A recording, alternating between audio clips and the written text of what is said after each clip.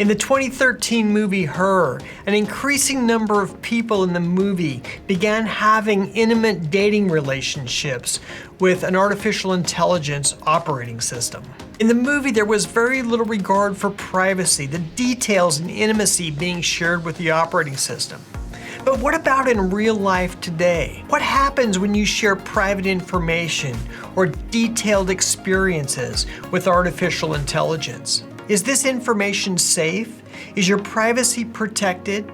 What can you do to practice safe artificial intelligence? A question I received on a prior video I did on artificial intelligence and privacy. Yuz wrote, "Can you please tell me how private my chats are, because I'm using ChatGPT as sort of a diary with personal information and I don't want anyone to read that. I'm using a throwaway email for that, but still, is it really safe to use, because I don't want my message to be associated with me? Thanks for the video." And separately, I received this email message. "Hey, I'm in high school. Just broke off a too-hot relationship with an AI program. I told him everything, but now he won't forget. I tried erasing and resetting my account, but the details of what I talked about with him are still there.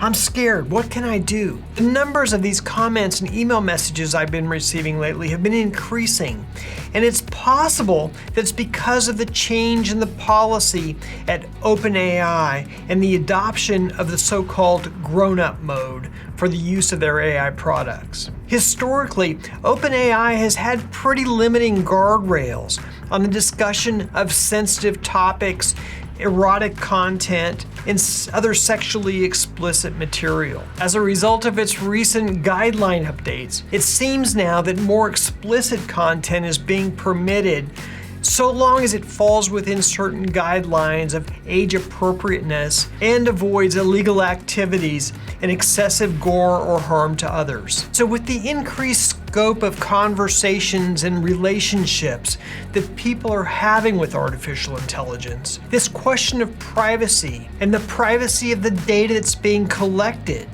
is totally appropriate. And even though many companies purport to protect user privacy, and even though there are laws in place in certain countries that require the protection of personally identifiable information, at the end of the day, privacy is largely in the hands of the user to protect. Artificial intelligence cannot disclose those most private thoughts you might be having unless in some way you've shared those thoughts with the artificial intelligence. So even assuming that privately identifiable information isn't collected, what kinds of information can you reasonably expect to be collected by the artificial intelligence?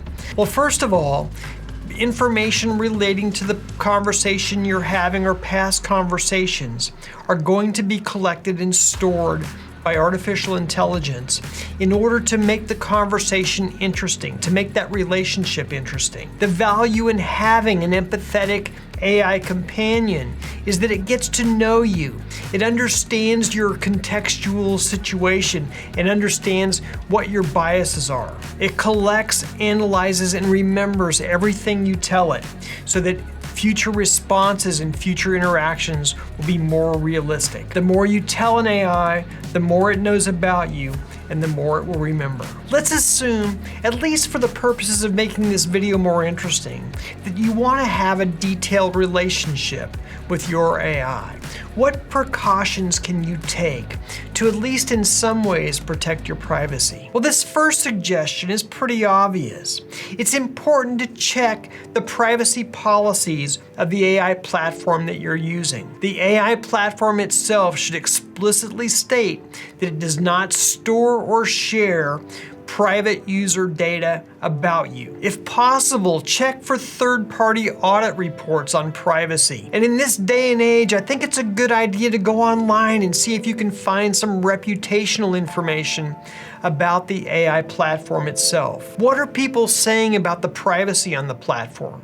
has the platform been sued for breach of privacy? A second way to improve your privacy on an AI platform is to interact with the platform using a VPN, a virtual private network. These VPNs allow you to mask your IP address and the location of your computer. Also consider using privacy-focused browsers such as Brave or Tor. These browsers make it more difficult to track you and to watch you as you move about the internet. As I've suggested on others of my videos on the topic, consider using secondary email addresses, throwaway email addresses, and burner phones with non-traceable phone numbers. The goal here is to separate as much as possible your personal identity to the AI chatbot that you're using. You should consider allowing your AI chatbot to periodically delete historical data. And if it doesn't have a setting for the periodic deletion of data,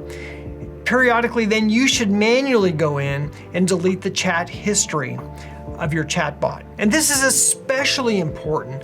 Avoid sharing any personal identifiable information with your chatbot. This includes things like where do you work, what your name is, where you live, even what town you live in. If you're role-playing with your chatbot, use a pseudonym and use generic scenarios that can't be traced back to you. And now for a couple of final observations. I went to a small high school in a relatively small town in southern Texas. My high school civics teacher was also mayor of the town, as well as a practicing lawyer. As a country lawyer, he had a lot of common sense and obviously had a big influence on me, as I still remember his classes. One of the best pieces of advice he gave his students was to never write anything down that you wouldn't want to have read in open court. I think this is such great advice and also applies to the relationship that people should consider when interacting with a chatbot or with AI. There might be a time in the future when artificial intelligence privacy is more assured, when encryption is super strong, and we have clear transparency on where our conversations and our data are going, when we have stronger laws and overall just stronger trust in the AI companies that are managing these conversations. But the best suggestion I can give you now is really a refinement of the advice given to me by my civics teacher in 10th grade. And that is, don't share anything with your chatbot or with AI that would put you in jail if publicly disclosed, or if publicly disclosed would ruin your life in some way. If it would absolutely destroy you to have that information publicly disclosed, then I wouldn't share it with artificial intelligence. And by the way, I think that same suggestion applies when sharing information with friends. I think there are some things in life that are just too sensitive to share with others. And it's not just in high school where you tell a friend a secret, and that secret gets out and gets spread among others. That said, however, I think there's a second category of information that probably is okay to share with AI. This is information that might be highly embarrassing,